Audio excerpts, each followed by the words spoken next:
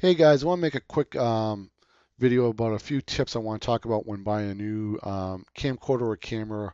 Um, Back in the day, we used to shoot on film, and one of the dreaded things since film is plastic was heat.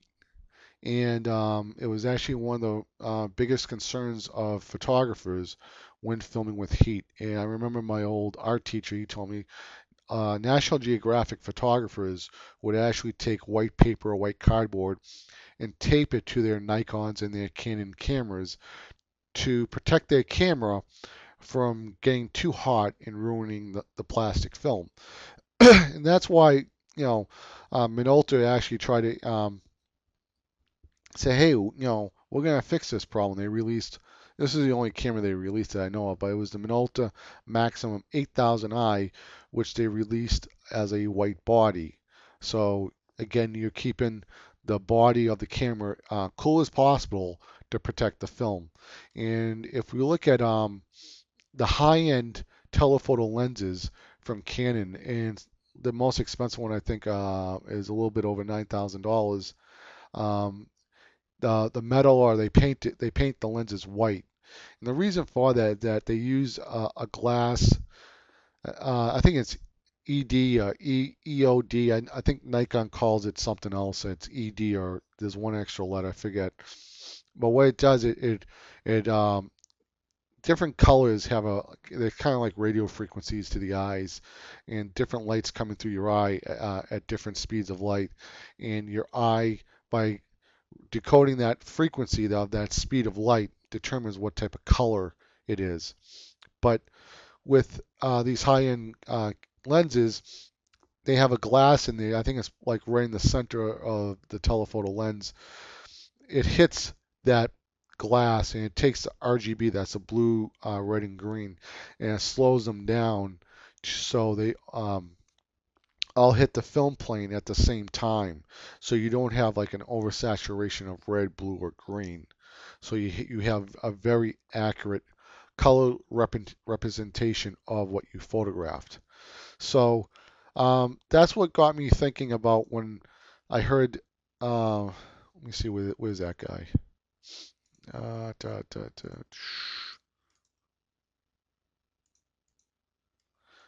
When he was saying that the Kodak ZI-8 has a plastic lens, and after 10 years they can warp. And I remember back in the day when the Canon Rebels came out and they decided to make cheaper SLRs, and there were plastic lenses, and I heard things about warping, and it always kind of scared me when I was buying a camera.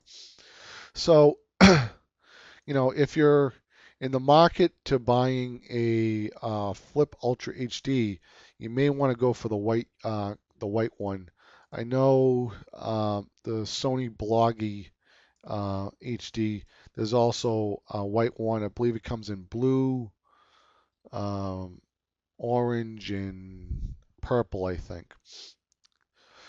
But keep in mind, if you do buy a Bloggie or a ZI-8 or whatever, they have red, blue, or green. And you're filming somebody up close, you can actually reflect that color back onto their face a little bit. And that's when I noticed that was in this video. Or it might have been, this is the English version. They reshot it because so many people were asking questions, but I can't remember if it was is it the Dutch one or whatever. So, what else do I want to talk about? Oh yeah, the other thing I want to talk about when you're shooting with these pocket cameras is that they use a centimeter. It's a circle in the viewfinder, and the centimeter just tries to determine what the exposure is. And sometimes, most of the time, it's very accurate, but it gets tricked when you're trying to take a subject. Like let's just say the person screwed up on this picture, and they actually wanted to get the detail of these buildings right here. Well, what happened was the light meter took a reading of the sky because the meter's like right around here. And so what it did was it opened up so much to get the right exposure for the sky, and then it made everything silhouette. But I mean, this picture obviously was taken purposely to have a silhouette, because a silhouette kind of gives you a statue-like feature of what you're trying to photograph. Now, if you have a camera that's like mine, this is the one I have. I think it was I had it at B&H Photo.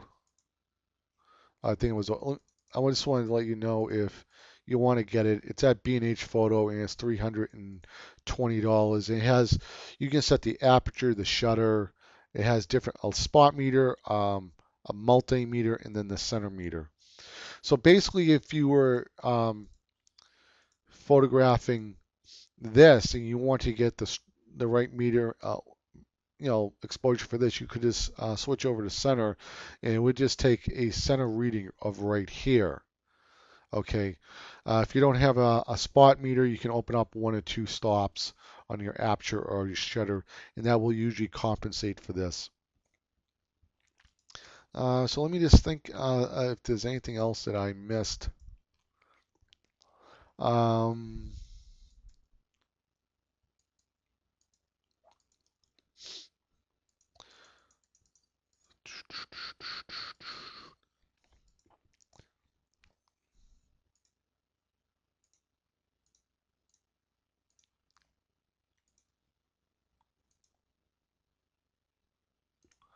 just looking, just looking. Sorry about this, guys.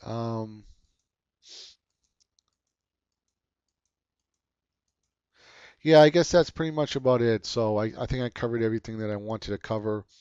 Um, and remember, if you do get the white one, maybe you might get a benefit if you're out in the sun. Of course, I already said this, but it's going to keep the camera cooler.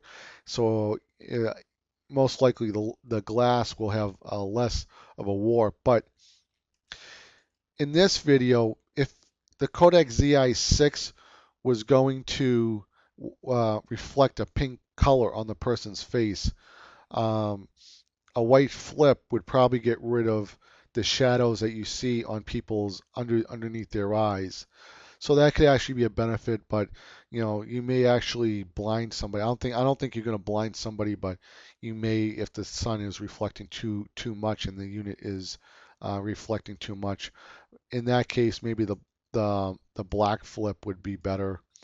So I haven't tested the white flip or the black flip when filming somebody up close on a sunny day, but it's something to keep in mind. You may want to look for some other samples on YouTube about this.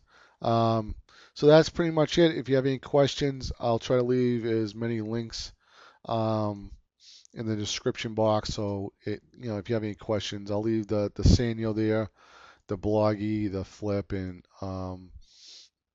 the Kodak Z. Oh yeah, there's one other thing that I want you to mention about the Kodak ZI8. The Kodak ZI8, let me see if I can find this. Let me just type in ZI8.